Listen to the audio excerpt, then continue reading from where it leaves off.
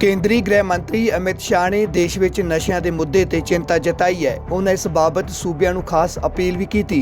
ਗ੍ਰਹਿ ਮੰਤਰੀ ਨੇ ਗੁਜਰਾਤ ਵਿੱਚ ਨਸ਼ੇ ਦੀ ਰੋਕਥਾਮ ਲਈ ਕੀਤੇ ਗਏ ਕੰਮ ਬਾਰੇ ਵੀ ਦੱਸਿਆ। ਅਮਿਤ ਸ਼ਾਹ ਨੇ ਕਿਹਾ ਕਿ ਦੇਸ਼ ਵਿੱਚ 1 ਗ੍ਰਾਮ ਵੀ ਡਰੱਗ ਨਹੀਂ ਆਉਣ ਦੇਣੀ ਚਾਹੀਦੀ। ਕਿਹਾ ਕਿ ਡਰੱਗ ਤੋਂ ਕਮਾਈ ਦਾ ਪੈਸਾ देश की अर्थव्यवस्था को खोखला कर रही है। मैं गुजरात से आता हूँ, गुजरात आता जाता रहता हूँ। जो मिलने आते हैं वो कॉलोन करने आते हैं, उनको भी पकड़ता हूँ ड्रग के लिए। तो मैंने गुजरात ने कुछ केसेस बहुत अच्छे तरीके से इन्वेस्टिगेट किए। मानो एक फैक्ट्री पकड़ी है तो वहां से कहां तक जाना था ड्रग, वो पूरा नेटवर्क ध्वस्त किया है। और कोई खुदरा सामान पकड़ा है तो वहां से मणिपुर की बॉर्डर तक का इन्होंने इन्वेस्टिगेशन किया है।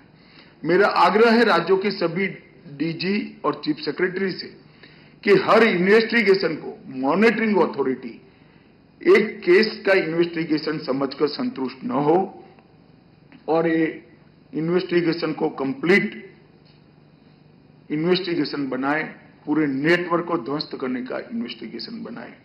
उन्होंने बहुत सामान्य तरीके से, मैं मतलब ऐसी कल्पना ही नहीं कर सकता, इस तरह से कहा कि साहब ये ड्रग तो मालदीव जाना था, ड्रग तो लंका जाना था।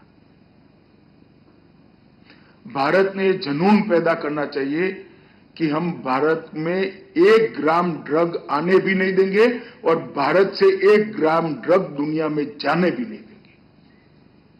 ड्रग कहीं पर भी जाता है, भारत में उसको गंभीरता से लेना चाहिए और हमारा अप्रोच बहुत गंभीर होना चाहिए। हम इसको मुंह मोड़कर नहीं देख सकते जब तक पूरी दुनिया नहीं लड़ती है। हम दुनिया का हिस्सा है, हम नहीं बच सकते। ड्रग का जो बिजनेस है वो अब नार्को टेरर के साथ ही जुड़ गया है।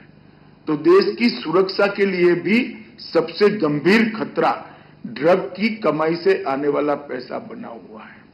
हमारे अर्थतंत्र को खोखला करने के लिए ढेर सारे अवैध आर्थिक व्यवहार के चैनल्स भी इससे पुख्ता हुए हैं और ढेर सारी इस प्रकार के ऑर्गेनाइजेशन आए हैं।